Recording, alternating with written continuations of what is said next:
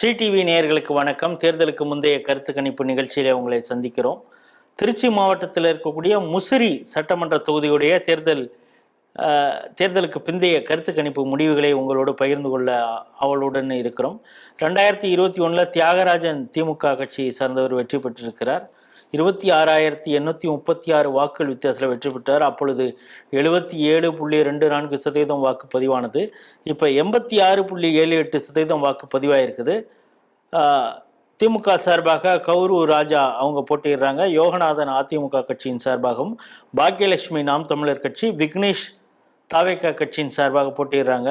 திருச்சி மாவட்டத்தில் ஒரு விஜய் அலை ஒரு பக்கம் வீசிட்டு இருக்கு. இது முசிறி வரைக்கும் வந்திருக்குதா அப்படிங்கிறத கள ஆய்வில் ஈடுபட்ட செந்தில்குமார் கேட்டு தெரிந்து கொள்வோம். வணக்கம். முசிறியில் திமுக அதிமுக இடையே போட்டி எப்படி இருக்கு? தாவேகாவுடைய தாக்கம் எப்படி இருக்கு? யாருக்கு வெற்றி வாய்ப்பு? முசிறி நகர் மற்றும் முசிறி தொகுதின்றது ஒரு விவசாயம் சார்ந்த முக்கியமான பகுதி. முன்னாடியே கருத்து கணிப்புல போட்டிருந்தோம். என்னன்னா முசிறிங்கிறது விவசாயிகளுக்கு ஒரு பங்கு இருக்கக்கூடிய, விவசாயிகள் அதிகமா இருக்கக்கூடிய ஒரு பகுதி. இந்த விவசாயிகளுக்கு மோடியுடைய 6,000 ரூபாய் பணங்கிறது பெரிய அளவுல போயிருக்குது அப்படிங்கிறத நான் முன்னாடியே சொல்லியிருந்தோம். ஸோ அவங்களுக்கு கிராமப்புறங்கள்ல ஏடிஎம்கேக்கும் பாஜக கூட்டணிக்கும் வந்து பெரிய அளவுல ஆதரவு இருக்கிறது நான் முன்னாடியே சொல்லியிருந்தோம். அது மட்டும் இல்லாம யோகநாதன் அவர்கள் அதிமுக சார்பாக போட்டியிடக்கூடியவர் அந்த முஸ்லிம் தொகுதியை சார்ந்த பேரூராட்சியில போட்டியிட்டு 2 முறை வென்றவர். சோ அதனால அந்த தொகுதியிலிருந்து வந்த ஒரு தலைவரா, உங்களுக்கான தலைவரா, ஏன்னா அவர் சாதாரண டீ கடை நடத்தி வந்தவர் அப்படிங்கிற ஒரு எளிமையான மனிதர் கீழே இருந்து வந்திருக்கிறாரு அப்படிங்கிற ஒரு பார்வையும் இருந்திருக்குது அந்த பகுதியில.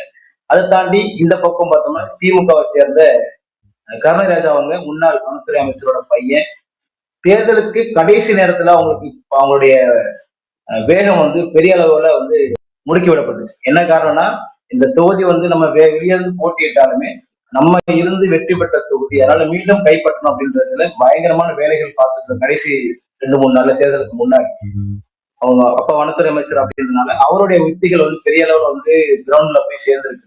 ஆனாலுமே வந்துட்டு இந்த பக்கம் இருக்கக்கூடிய தாவேகாவுடைய வாக்கு வந்து இந்த இதுல பெரிய அளவுக்கு இங்க எதிரொலிக்காது. இங்க இருக்கக்கூடிய ஃபர்ஸ்ட் டைம் ஓட்டர்ஸ், இளைஞர்கள் ஓட்டர் தவிர மற்ற வாக்குகள் பெரிய அளவுக்கு அவருக்கு போகிற வாய்ப்புகள் இல்லை. எப்பயும் போல தமிழ்நாடு முழுக்க என்ன அலை இருக்குதோ இளைஞர் மத்தியில அதே ஓட்டு தான் இங்க இருக்குது.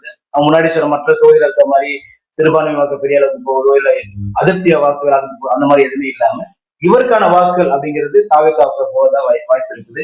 இது வந்து அதிமுகவுக்கும் திமுகவுக்கும் யாரும் வந்தாலும் அவங்களுக்கு பெரிய பாதிப்பு கிடையாது. ஏன்னா இப்ப போட்டிங்கிறது திமுகவுக்கும் அதிமுகவும்.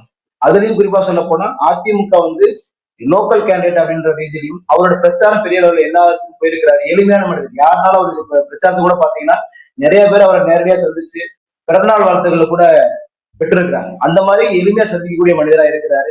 அதனால மற்ற பகுதியில, அதாவது முசிறி நகரை தாண்டி கிராமப்புற பகுதியில் இருக்கக்கூடிய மக்கள் வந்து பெருவாரிய மக்கள், விவசாய மக்கள், அவங்களுடைய வாக்கு அதிமுகவுக்கு போறதுனால இங்க யோகநாதருக்கு ஒரு வாய்ப்பு இருக்குதுன்னு தான் நம்ம சொல்ல முடியும். திருச்சி மாவட்டம் முசிறி சட்டமன்ற தொகுதியுடைய தேர்தலுக்கு பிந்தைய கருத்து கணிப்பு முடிவுகளை நாம் பார்க்கிறோம். 2021 இங்க திமுக வெற்றி பெற்றிருக்கிறது. மீண்டும் தொகுதியை கைப்பற்றுவதற்கு மிக கடுமையாக கடைசி நேரத்தில் திமுக உழைச்சிருக்காங்க. கடுமையாக உழைச்சிருக்காங்க அப்படின்னாலே நமக்கு புரியும். அதுவும் தேர்தலுக்கு கடைசி 2 நாட்களுக்கு முன்னாலெல்லாம் பெரிய அளவில் வேலை பார்த்துருக்காங்கன்னா நல்லா வேலை பார்த்துருக்காங்க அப்படின்னு தெரியும்.